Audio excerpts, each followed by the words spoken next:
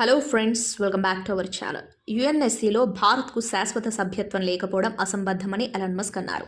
అత్యధిక జనాభా ఉన్న దేశానికి ప్రాతినిధ్యం లేకపోవడాన్ని తప్పుపట్టారు. ఆఫ్రికా దేశాలన్నింటికీ కలిపి కూడా ప్రాతినిధ్యం ఉండాల్సిన అవసరం ఉందన్నారు. వర్ధమాన దేశాల ప్రయోజనాలు కాపాడేందుకు సెక్యూరిటీ కౌన్సిల్లో శాశ్వత సభ్యత్వం ఉండాల్సిన అవసరం ఉందని భారత్ సుదీర్ఘకాలంగా డిమాండ్ చేస్తూ వస్తుంది. దీనికి అంతర్జాతీయ సమాజం సైతం మద్దతునిస్తూ ఉండటం విశేషం. పూర్తి సమాచారం తెలుసుకునేందుకు వీడియోను స్కిప్ చేయకుండా ఎండు వరకు చూడండి.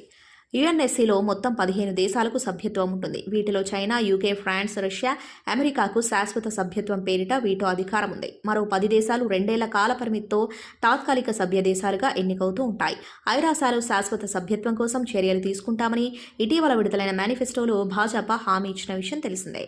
ఇదిలా ఉండగా ఫ్రాన్స్ నుంచి 26 రఫేల్ యుద్ధ విమానాలను, 3 స్కార్పిన్ క్లాస్ సబ్మెరైన్లను కొనుగోలు చేయాలని భారత్ ప్రణాళిక సిద్ధం చేసింది. ఈ వారం ప్రధాని మోదీ వీటి కొనుగోలు ఒప్పంద వివరాలు ప్రకటించే అవకాశం ఉన్నట్లు సమాచారం.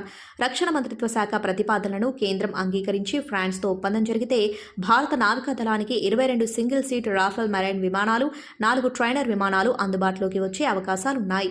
విమాన వాహక నౌకలు ఐఎన్ఎస్ విక్రమాదిత్య, విక్రాంత్లు మిగ్-29లను నడుపుతున్నాయి. దేశ భద్రతా సవాళ్లను దృష్టిలో ఉంచుకొని ఈ యుద్ధ విమానాలు, సబ్మెరైన్లు కొనాలని నౌకాదళం భావిస్తోంది. ఇదే ఫ్రెండ్స్ ఇవాల్టి వీడియో. ఈ అంశాలపై మీ అభిప్రాయాన్ని కామెంట్ బాక్స్లో కామెంట్ చేయండి.